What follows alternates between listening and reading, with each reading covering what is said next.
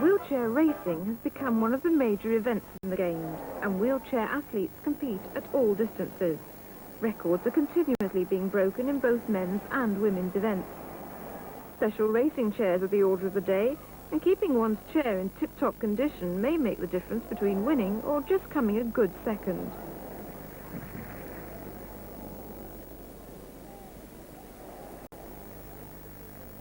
The wheelchair slalom, a test of concentration, dexterity and mastery of the wheelchair, all against the clock.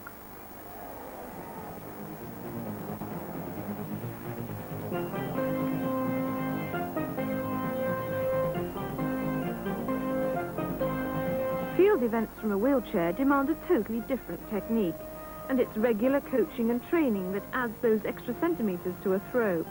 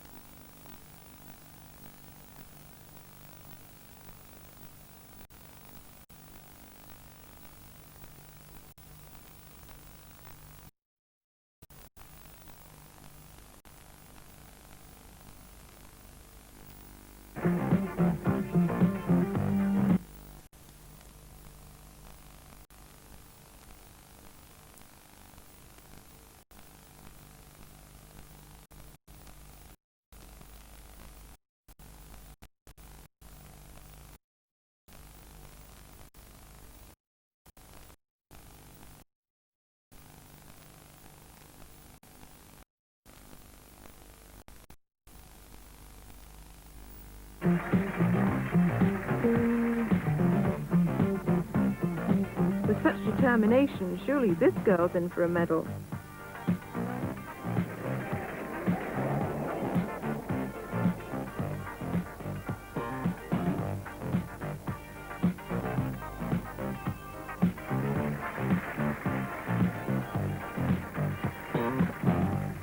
The club's an excellent field implement for tetraplegics. For them, club throwing's reserved as an event in the Games.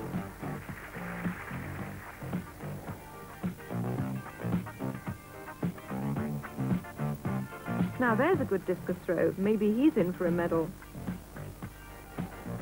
And when your team is not competing, it's nice to relax in the warm sun and perhaps dream of home.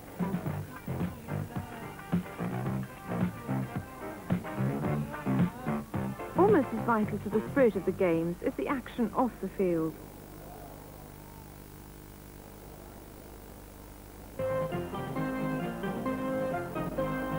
Field events from a wheelchair demand a totally different technique, and it's regular coaching and training that adds those extra centimetres to a throw.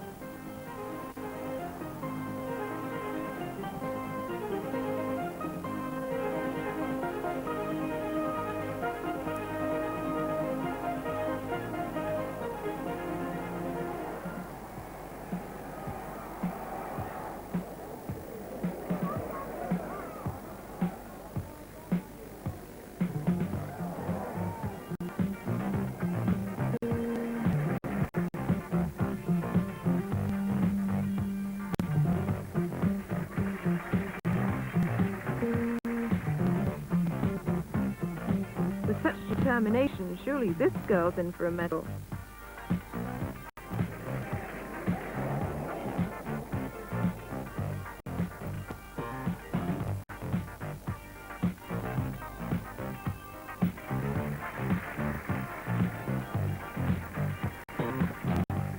The club's an excellent field implement for tetraplegics. For them, club throwing's reserved as an event in the Games.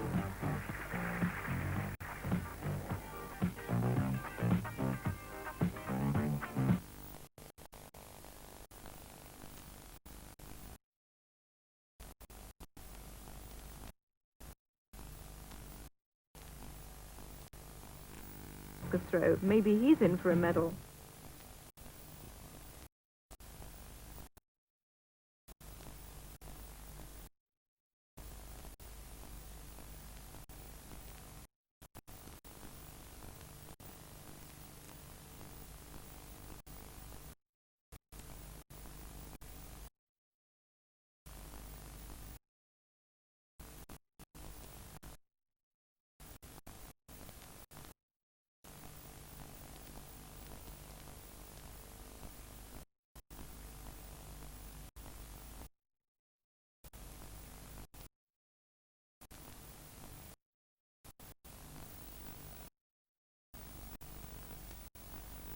There's a good discus throw. Maybe he's in for a medal.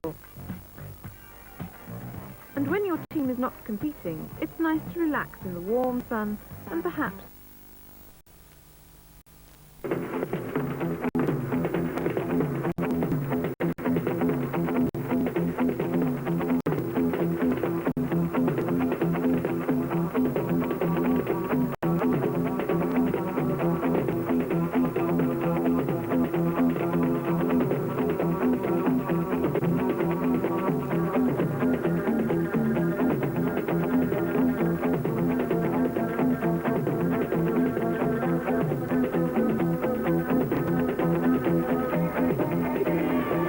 The 7th World Wheelchair Games finally underway. The able-bodied Olympics, of course, happening 6,000 miles away in Los Angeles.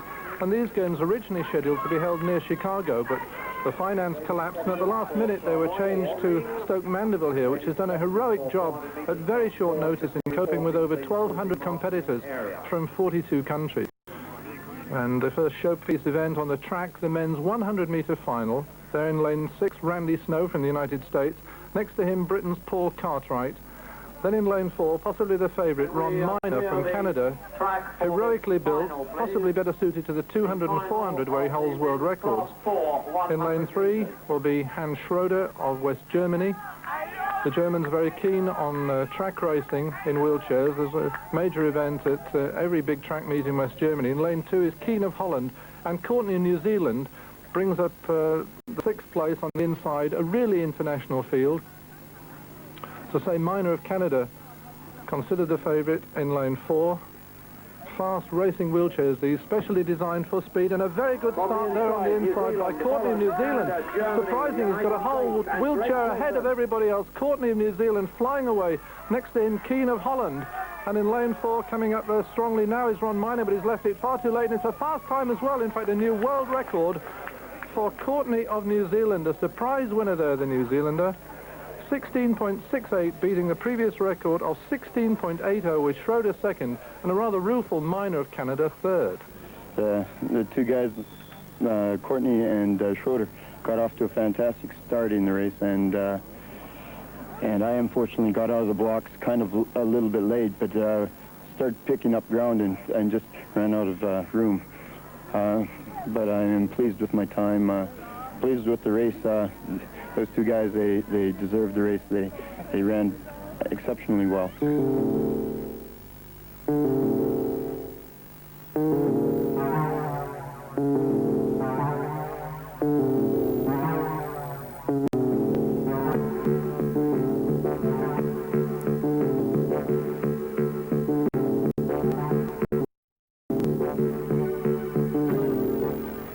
Even now, my stomach's turning over inside.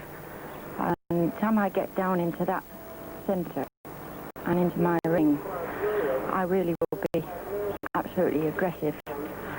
I think of my other competitors there, from the other countries, and I sit there and I look at them and I think, what are you going to do this time? You know, and I get really psyched up, and then once I'm in that circle, it really comes out then.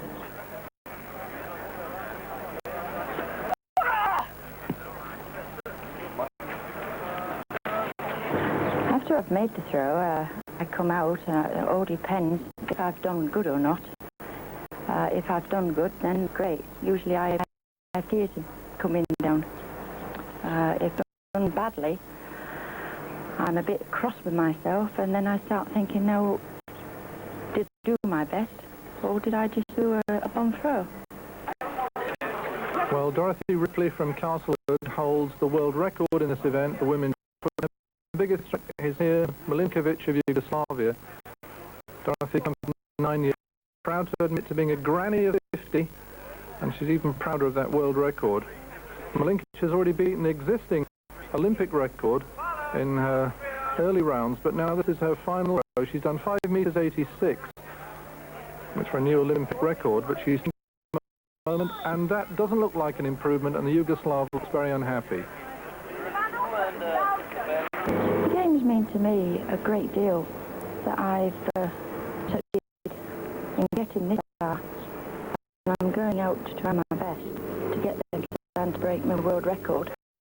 Well, that world record's standing at 7 meters. She's already thrown 6 meters 67, so she's sure of the gold medal. But this is the final throw. And the follow-through there, tremendous, and this very long way, 7 meters 19, a new world record for Dorothy Ripley from Castleford. And if Dorothy is the self-confessed granny of the team, then Jerzy Tchaikovsky from Huddersfield, at 19 years old, is the baby of the team, the youngest member of the squad, and she's set 17 British track records this season. But she's up against here Monica Seika from Sweden, widely regarded as one of the all-time great wheelchair competitors in this women's 1500-meter final. Dad. 3 3/4 laps of the track, fairly tactical racing, and Josie trying to do with a very fast start.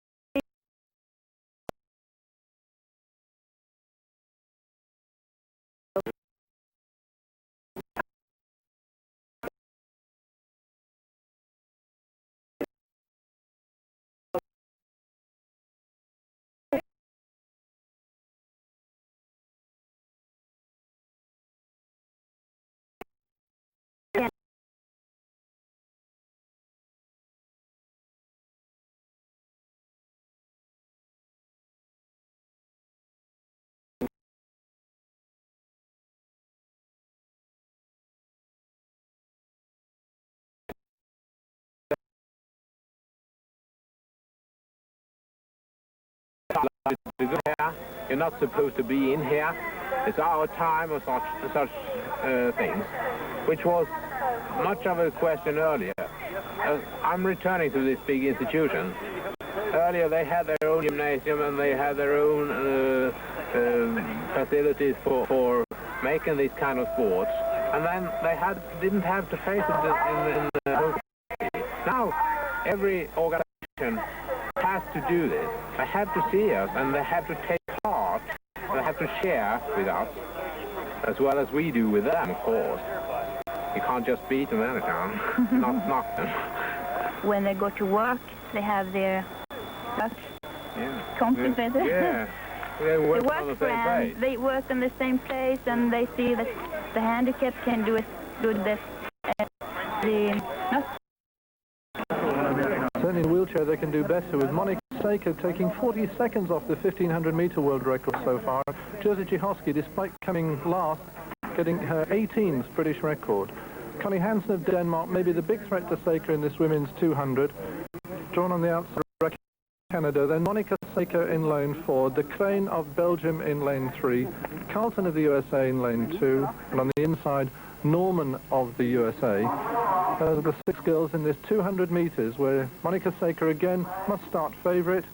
In lane 4, Connie Hansen of Denmark, someone she's raced against many times, gets quite a good start. In fact, lane 5, Rakiecki of Canada. But now really moving is Monica Saker. And tricky on this bend because, of course, there's no camber. So you're really wheeling flat at full speed, and that little front wheel keeps twisting.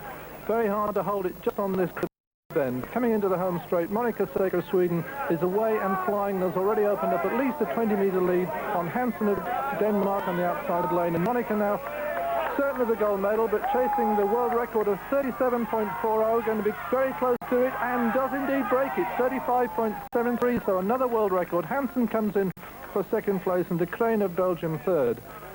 Nice embrace there for Hansen, but Saker, the new world record holder, 35.73, Hansen 39.38, and de Crane 40.28.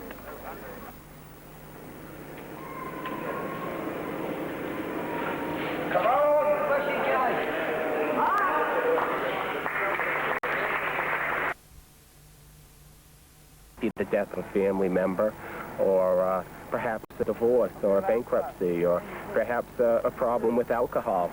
Disabled people reflect the same values that society has in general.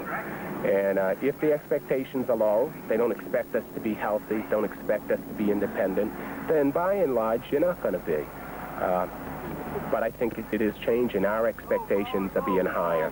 And I think that's good. Society should expect of us the same that they would of anyone else.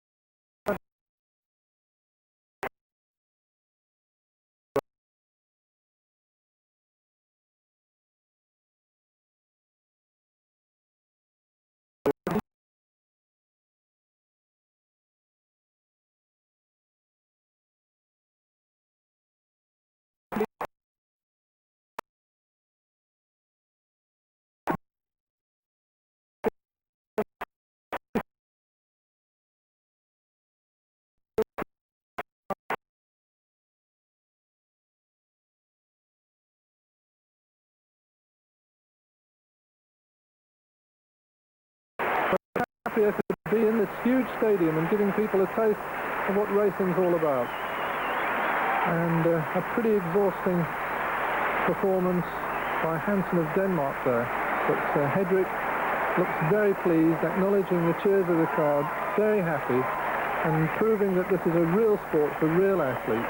Maybe one day it'll be included as of right in the Olympic Games. Hedrick timed 2:15.73, a new world record, ahead of Saker and Cable. In Sweden, they start to look at us in another way now, and they, like in the newspaper, they writing about us in the sports places in the newspaper. Before it was like in the family places, but now it's on the sports place. So we are kind of a sport for Sweden, not for the handicapped. What a wonderful sight this Olympic Stadium is, with the great peristyle down the end, and then the horseshoe of well over 90,000 people.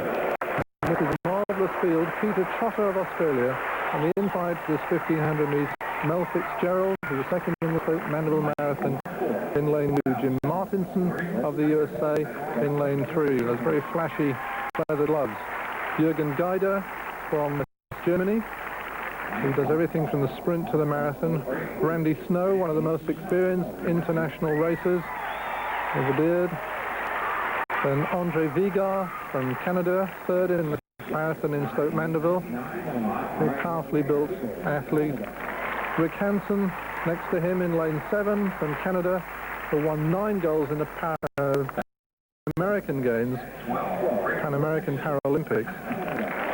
And then Paul van Winkel of Belgium on the outside, again with a little protection around the biceps to stop any chafing from the wheel. And van Winkel, possibly the favourite. Certainly Hansen feels that the Belgians are well prepared, and that this will be our real first sight of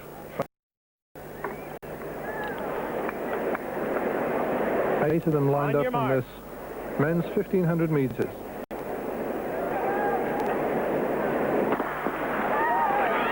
And away on the inside, Trotter a little bit slow away in lane 3. Jim Martinson got a good start, but on the outside, really flying and cutting across the field, is Paul van Winkel of Belgium. And he's already opened up a 3-metre lead on the field. It's not sports for the disabled. It's just sport. What I'm trying to do is what I see many athletes trying to do in Los Angeles right now in the Summer Olympics. I'm just trying to see how fast I can run. I'm not trying to make a statement of rehabilitation or about disabled society. Maybe that's a byproduct, and if that be the case, fine. But basically, I am just an athlete, and I run as fast as I can, and I train as hard as I can, and my challenge is that of an athletic challenge to see how good I can be. When you're brought into an athletic realm, the best, every athlete there is training 6-7 days a week, 3 times a day, and they're putting 100% into it, and they're pursuing excellence the best they can. That's what it's all about, athletics. Recreation and rehabilitation there at the world, at the level, at the best in the world. The wheelchair is secondary, the disability is secondary, and what you have is athletics. Less than 200 metres to go now, and Paul van Winkel of Belgium has 25-30 metres lead on the rest of the world. Trotter of Australia holding second place inside there, but the 5 men in that group chasing for second place and anybody's silver medal. But out in front, and the crowd rising with religious performance of power and speed, is Paul van Winkel of Belgium. Now 30 metres there, it's Randy Snow of America who's leading the chase in second place now. Villar is third, but the winner, not a world record, last time under 4 minutes, 3:58.58, Paul van Winkel of Belgium. He led from the gun right to the tape. A marvellous solo performance, and let's hope that that's convinced people that table sport is here to stay. 4 years' time in Seoul, perhaps it'll be accepted not just as a token sport, but as a real sport.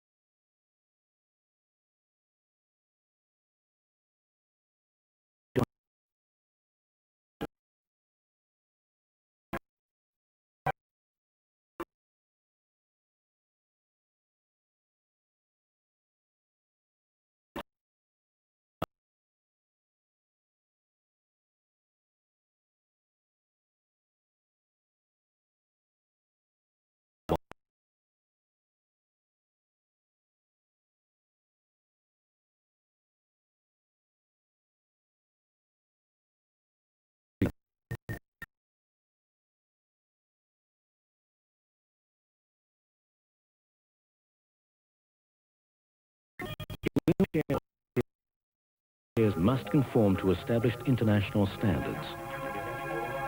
These competition chairs and their specifications are available from your state wheelchair sporting association throughout Australia. An essential part of any wheelchair competitor's equipment is gloves.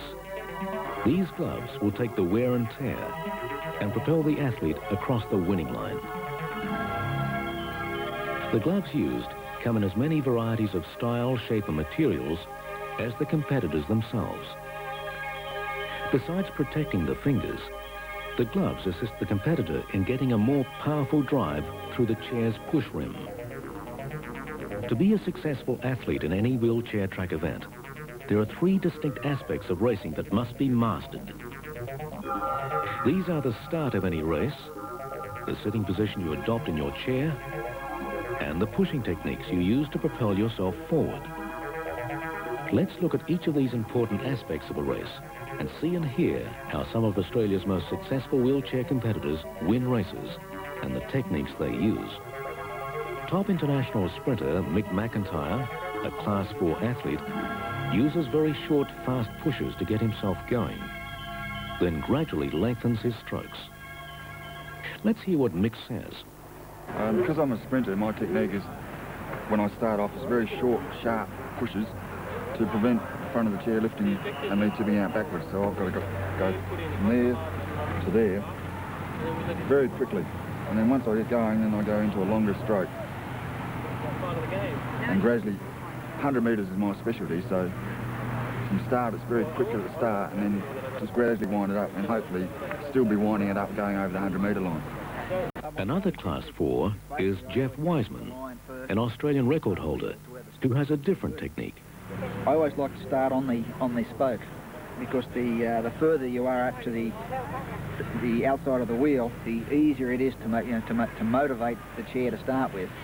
So what I try to do, I line my front wheel up, then I line my spokes up equally on both sides. I always find an outside spoke, not the inside spoke, because your fingers can get caught up then. So I find an outside spoke equally on both sides and rock the wheel till I get the position I want. I like to lift the back side slightly so I get the first thrust straight down through the wheel. So I go down all the way. So you get an even and a faster start. Then I come back up across the rim and I do 5 very fast across the face of the rim. So I go 1, 2, 3, 4, and then on the 5th and 6th I wind the stroke up. So that then I do a full rotation right round the rim. And by that stage, if it's a corner or a straight, you've got into a rhythm. Your backside then automatically drops down into its positioning that you should be for a good follow-through. Where and how you sit in your track chair is crucial to winning events. Peter Trotter, a Class 4 world record holder, believes that this correct balance is critical in being first across the finish line. Once the start and the chair position has been correctly maintained, the difference between crossing the line first or last will depend a great deal on the pushing technique used. Let's hear what Peter has to say on pushing. Okay, well, I think there's actually 3 important things about pushing that everybody has to be aware of. So the first thing is the technique, and I think I'll probably get to that last. The second thing is your sitting position relative to your push rims. In other words, the balance. You want to be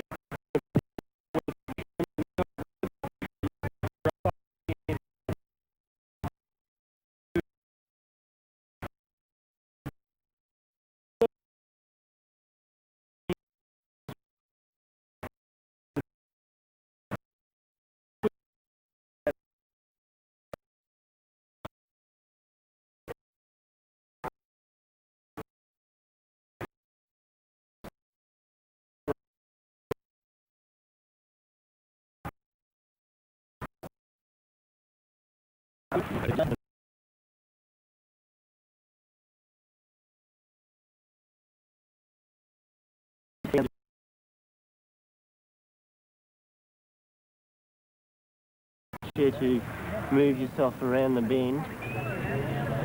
I change my grip from wet weather to dry weather.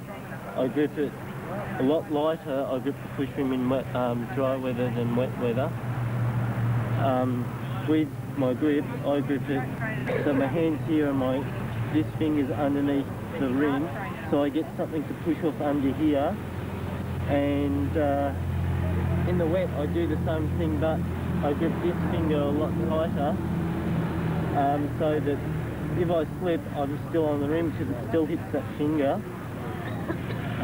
So if I didn't have it here, I'd sort of go, if I had it here, I'd sort of slip and go off, and that's sort of stopping me from coming off. As well, the most important thing too is I feel, is to have high elbows, because that means that your shoulders are going up and doing the full round circle, which that's how I get propelled, is to, you know, roll my shoulders, because that's where your traps and your deltoids and all your shoulders gives you your speed. And you can get a bit tense in your shoulders, so before I start I try to relax my shoulders. When I'm going around a bend, say for 2 and 4 in the distance events, I angle my chair into the bend. As you're coming into the bend, you aim for a midpoint of the bend, and then as you come off, you're coming off with gravity. And also with the bend, I seem to go a little bit faster on my outside arm to my inside arm. For distance events, the muscles that are used will receive a great deal of continuous repetition over a longer period of time. World record holder Mike Nugent, at Class 2, describes how he goes the distance. Well, with the start, I keep my hands approximately 12 o'clock, between 12 and 11 o'clock on the hand rim. And the first push tends to be I get the weight, of course, you've got to get the weight right down to stop the front, the chair lifting. And the first push is a longish push, just for that first one down to sort of there. I come off there, and then I start into a sort of probably more of even a wrist rotation, a real high wrist rotation, high stroke rate, just to pick up the speed like a first gear type thing. And then when I achieve that, then I fall into the big roundhouse style push, hitting the rim probably in about 11 o'clock. It depends a lot on just how fast you're going. I feel just how long you can hit it for, or stay with the rim. And then it's just around and down and hit, and always sort of down and just like that, just hitting it like that all the time. But then you've got that, when you finish here, you've got that that's your relaxation period, I feel, from sort of there back to there. That's when you relax. It's not very long, but at least you're not, whereas you get this sort of style like this, means your shoulders are always, you see some sort of push, they bring the hand across you might say they cross the hub there, you're going like this. Well, your shoulders are always bound up, I feel, but that's your relaxation period, and then you're just hitting it. The same essentials used by the paras are used by the quad competitors. Because they have less muscle in certain parts of their upper body, different techniques must be adopted. Australian record holder and 1B competitor Michael DeSanto speaks about his technique. Okay, to start a race, I got as much as my body weight forward onto my knees as possible. The main purpose of this is to get a lot of drive coming straight down through the shoulders, through to the push rim. Instead of, if I was sitting up straight, I'll be pushing forward and losing a lot of power. So you lean forward and the drive comes straight through from your shoulders, down through your elbows and almost vertical. Another world record holder is Class 1A quad, Richard Cordukes, who has perfected his winning style after years of training. I'm a Class 1A quad, so I don't have any hand function, nor triceps, which is an important muscle for pushing. So the start for me is actually on this part of my hand, and it goes right here. My weight is always right forward as far as I can go. My hand, you'll notice, is down here when I check both sides, down a long way here, because the bicep is the muscle that I use to start. And when I actually start, it's a pull up, and that's the first push. It's a pull straight up, and then it's as long as possible in the start. And then I go from here, my hands come to here, and then I immediately turn over, and it's on the back of my hand. That is a very important move to get that change from once you finish the pull to here. Very important to get that very fast so that you can get that second push, which is extremely important.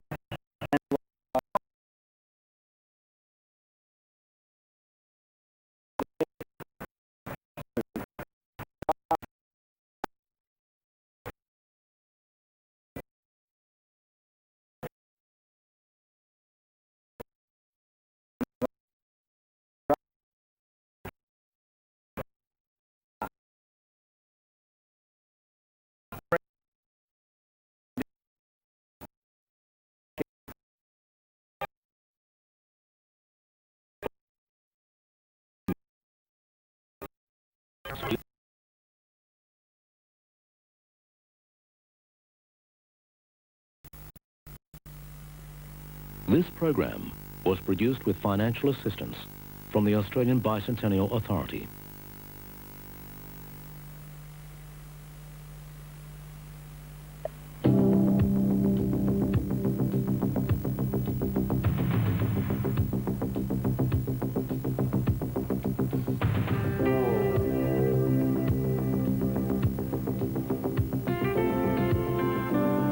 From the earliest wheelchair athletic meetings, field events such as the discus, shot put and javelin were quickly embraced by competitors. Okay, boys. Here we see Level 1 coach Peter Young conducting a training session with Australian junior champions Brooke Quinn and John Barry. The way you release the spear and the correct angle of release, plus the speed of release, determine how far that spear is going to travel.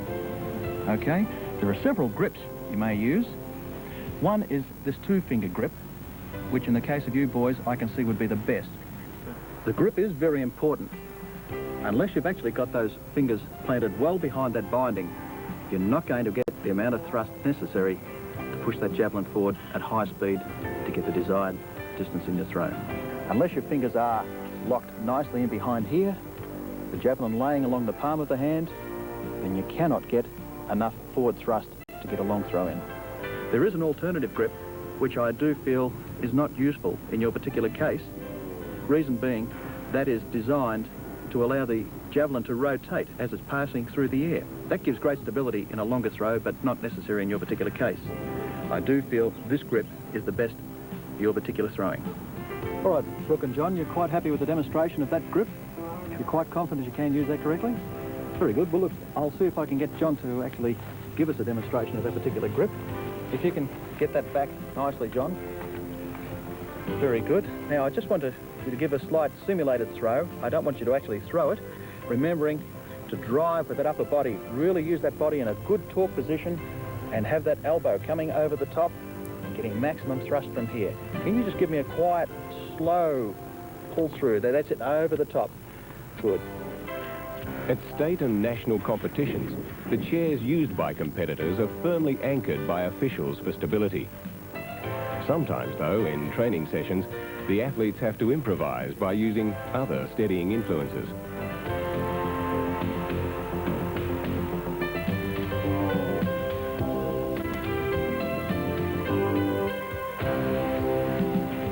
Let's look at Class 3 javelin competitor, national record holder and international medalist Julie Russell competing at the Trials for Seoul. The techniques needed to master the shot are quite different. Peter explains what is needed to put the shot to gain maximum distance.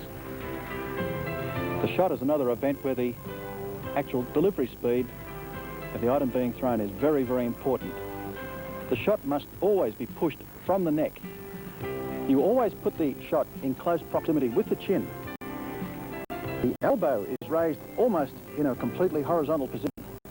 It must never be dropped below that point, because as you drive forward and push the shot from the area near the chin, this elbow must hold it up against the skin. If you drop the elbow away at any time, the shot will break away from the neck, causing a no-throw situation. It is most important to keep that arm up here. To actually get as much drive as you need, it is very important that the shot is also held approximately this position in the hand. If you try to hold the shot down here, you will be throwing the shot instead of putting the shot. It's very important that it sit here. Can you see that quite clearly, boys? It must sit at that position just above the base of the fingers.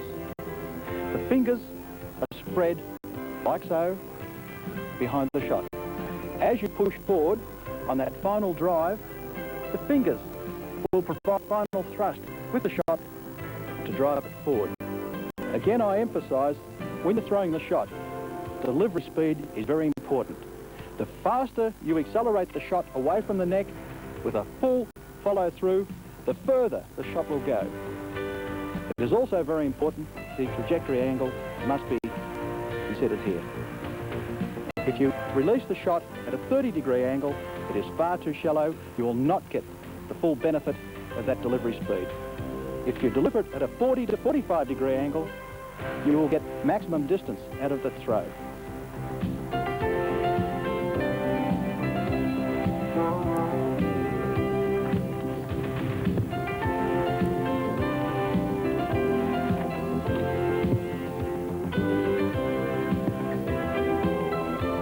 Very good, boys. Okay, there was one thing that both of you boys did forget to do. That is to actually get maximum length of drive. Both boys forgot to get their bodies around a little further, get that maximum drive out the front. If you can remember to drive that shot all the way out the front till you get a final thrust with those fingers, then you will get greater distance. Remember, delivery speed, delivery angle, final thrust, big distance. Another field event which attracts a lot of wheelchair interest is the discus. Peter carefully explains how the discus should be hurled. It's very important, the angle of release of the discus. The discus is released at an angle of 30 to 35 degrees. It always comes out on edge. If you don't throw the discus with its leading edge cutting out at that particular angle, the discus is liable to wobble around in flight, it is liable to turn down, or it is liable to turn up, depending on which angle you've released it. It must always come out at that angle. It must never come out like that, or wobbling. This is brought about by holding it correctly. You must be confident enough to put this discus in your hand for that giant slinging action that gets you the distance. You must never grip the discus strongly. Your fingers merely go over the edge of the discus, the first joint's just curling over and holding the discus. If I was to take my hand away from under the discus, it would drop. But due to the centrifugal effect of that discus being slung in your arm, it will not come out until you want the discus to come out. The last point of the body this discus touches is the right index finger. If this slinging motion is correct, coupled with the correct grip, you will get a final bite and spin action off that right index finger as the arm slings. This is very, very important. I can only also stress very highly, at all times, this arm must be straight. This arm must never be bent during the throwing phase. The arm is always straight, coming from this position. That big thrust is provided by the muscles across the front of your chest here, with a big, strong pulling action across this chest. Your shoulder starts first, followed by a whip action from that right arm. Is that clearly understood? This discus will then fly the distance you want it to, given that acceleration speed. You must keep that discus accelerating all the way from as far back as possible in your arm. Unless you accelerate it all the way, leading to a final thrust right out the front, you are not getting full measure of distance in that throw.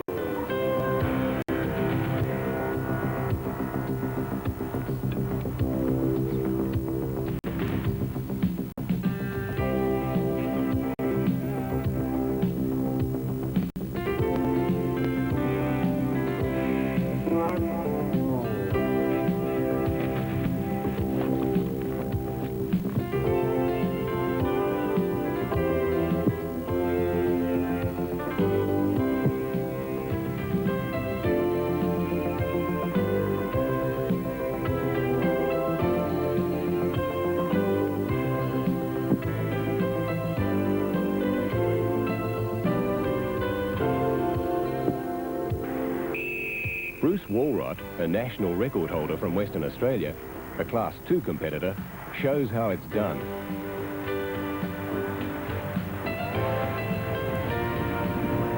Another international junior champion is Gary Aberley, a Class 5. Gary recently broke records in Australia and the United States. Like any sporting competition, success comes to those who have the dedication, drive, and willingness to undertake the rigors of training. Your state wheelchair sporting body can give you full details on who to talk to and where you can receive instruction. While we've seen only paraplegic competitors train and compete in this video, quadriplegic athletes can also undertake all the events shown, in addition to a special event called the club throw.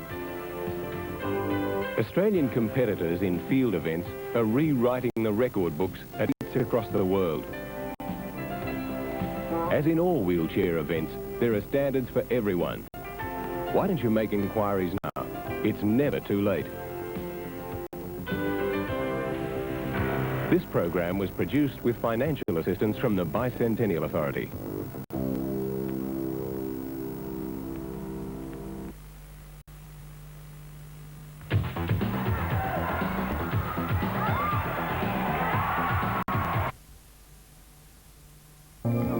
International Stoke Mandeville Wheelchair Sports Federation has a guide to the new functional classifications.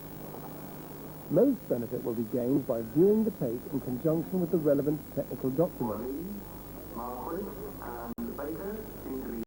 The tape is divided into two parts. Part 1 looks at track and field events, and Part 2 at shooting, swimming, snooker, basketball and table tennis.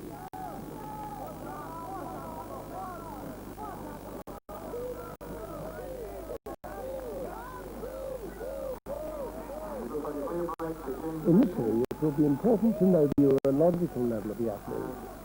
This not only needs the motor and sensory level, but also whether the athlete is incomplete or complete. The presence of a curved spine and of joint contractures is to be noted. A joint contracture is the inability to move a joint through its normal range. Difficulties in classification will occur more frequently in the athlete who is new or untrained or has poor technique or poor chair position. The top athletes are generally easier to classify because they are usually using their functional potential.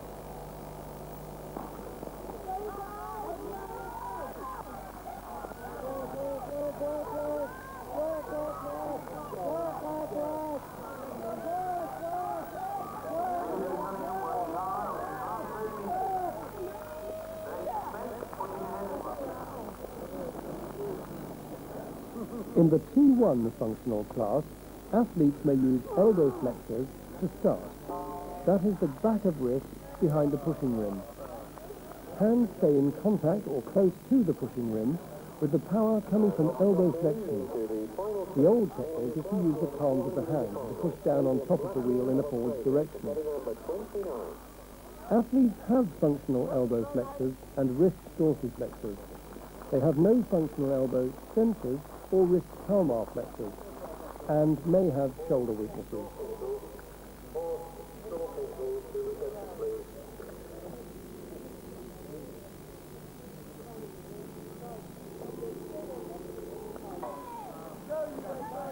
In the T2 class, athletes usually use elbow flexors to start, but may use elbow extensors.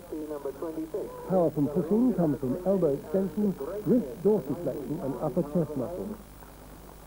Additional power may be gained by using the elbow flexors when the hands are in contact with the back of the wheel.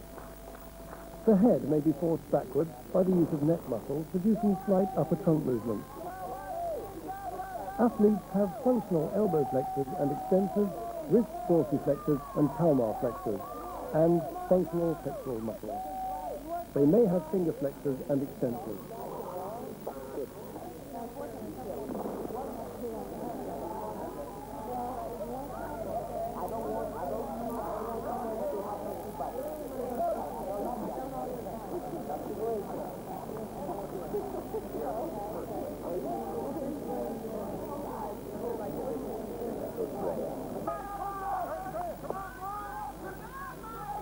The T3 class. Functionally, athletes have normal or nearly normal upper limb function, but they have no active trunk movement. When pushing, the trunk is usually lying on the legs. The trunk may rise with the pushing action. Usually use a hand flick technique for power or friction technique. They may use the shoulder to steer around curves, but will usually interrupt pushing movements to steer and have difficulty resuming the pushing position. When braking quickly, the trunk stays close to the pushing position. Scoliosis, curvature of the spine, usually interferes with abdominal and back muscle function. Athletes have no abdominal muscle function and may have weak upper spinal extension.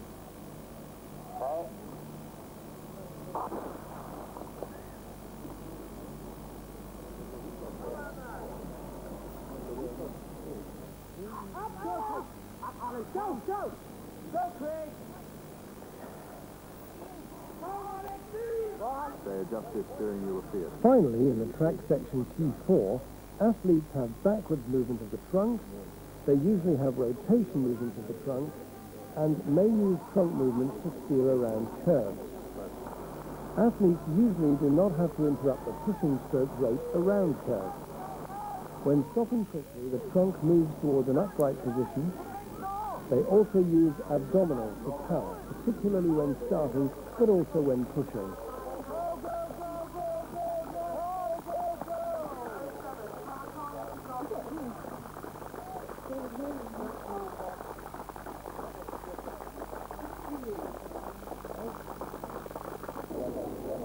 In F2, athletes have difficulty gripping with the non-throwing arm. In the shot, they are unable to form a fist and therefore do not usually have finger contact with the shot at the release point and are unable to spread the fingers apart. In the discus, they have no functional finger flexors and they are unable to form a fist. They have difficulty placing fingers over the edge of the discus, but may do so with the aid of contractures or spasticity.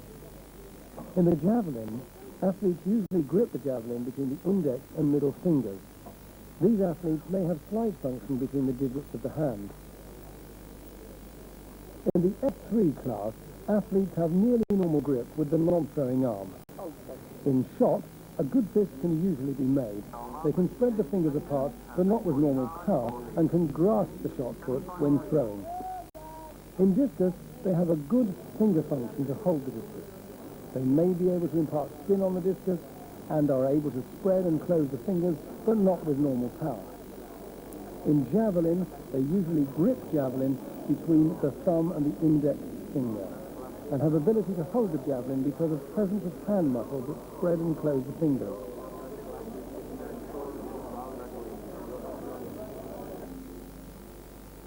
F4 athletes in the shot, discus and javelin have no sitting balance. They usually hold onto part of the chair while throwing.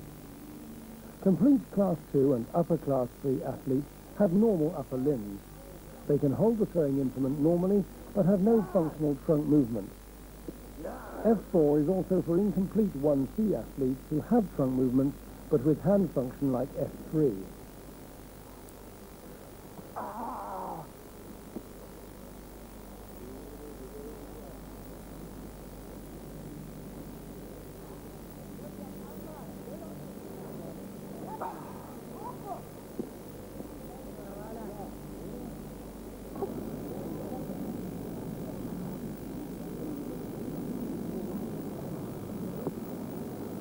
Is it 51 degrees each way at the moment?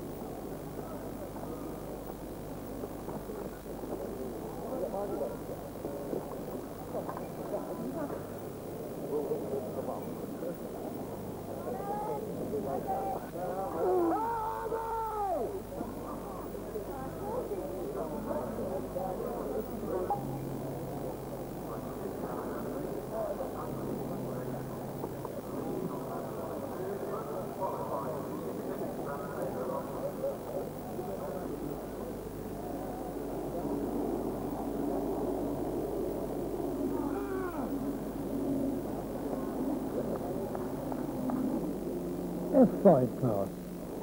3 trunk movements may be seen in this class. Off the back of a chair in an upwards direction, movement in the backwards and forwards plane, and some trunk rotation. Athletes have fair to good sitting balance, but they cannot have functional hip flexors, that is, ability to lift the thigh upwards in the sitting position. They may have stiffness of the spine that improves balance, but reduces the ability to rotate the spine. Shot and javelin F5 athletes tend to use forwards and backwards movements, whereas the discus predominantly uses rotatory movements. Athletes have normal upper limb function, and abdominal muscles and spinal extensors, upper or more commonly upper and lower. They may have non-functional hip flexors, grade 1, and have no adductor function.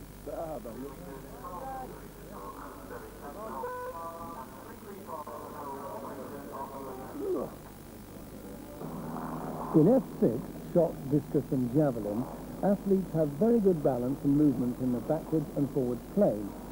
They have good trunk rotation. They can lift the thighs, that is, off the chair, hip flexion, and compress the knees together, hip adduction. Athletes may have the ability to straighten the knees, knee extension, and may have some ability to bend the knees, knee flexion.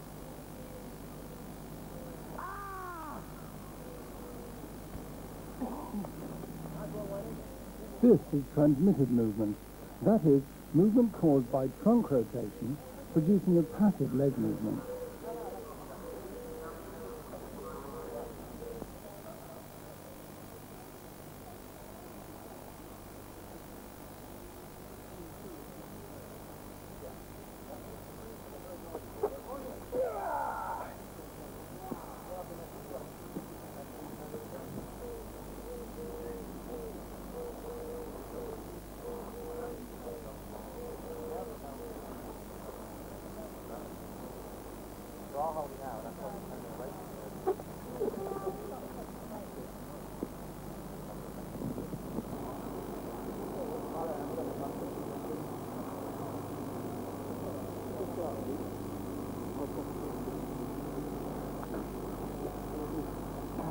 God. Hey. No throw.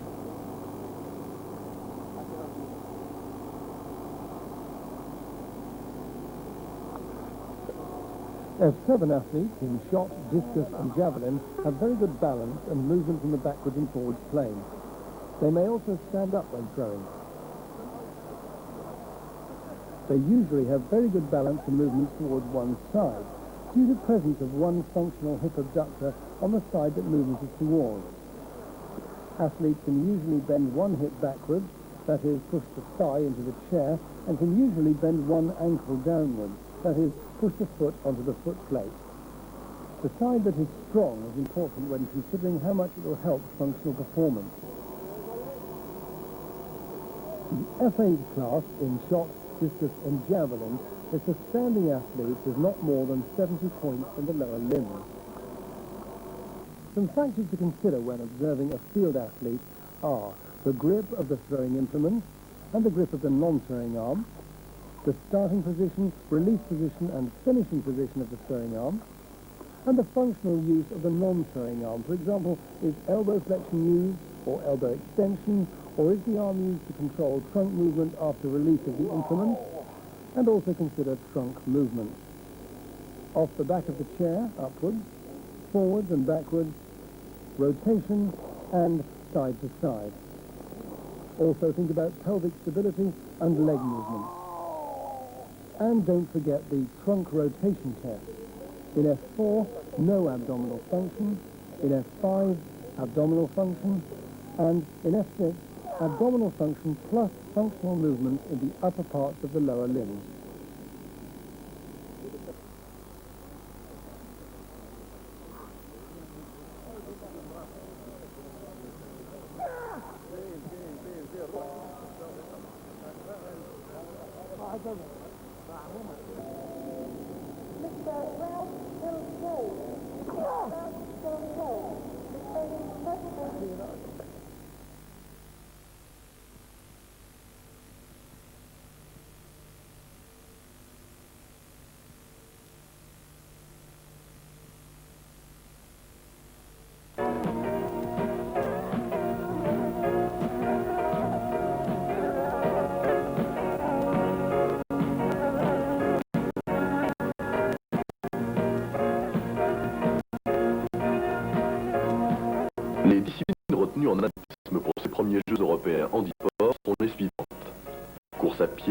fauteuils de 100 mètres, 200 mètres, 400 mètres, 1500 mètres et 5000 mètres, saut en hauteur et saut en longueur, de poids, du disque, du javelot.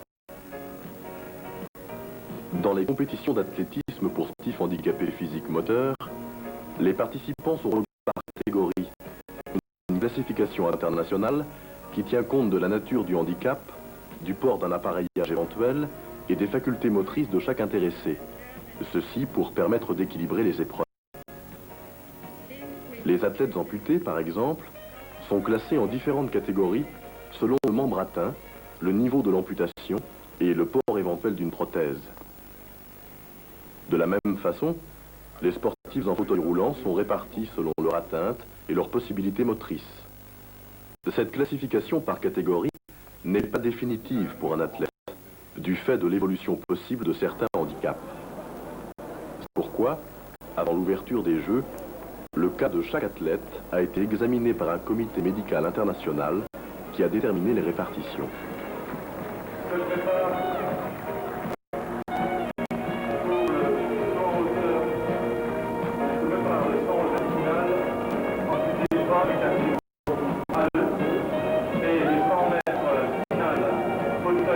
Catégorie 3 et 100 mètres demi-finale, fauteuil sport catégorie 2. Ils appellent ceux que les pas.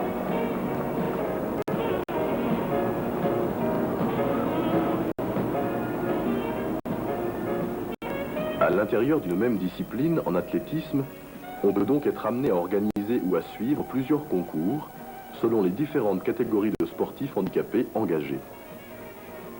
Mais le classement final de chaque épreuve est effectué par catégorie pour permettre de décerner des médailles qui prennent alors toute leur valeur et leur signification sportive pour les participants.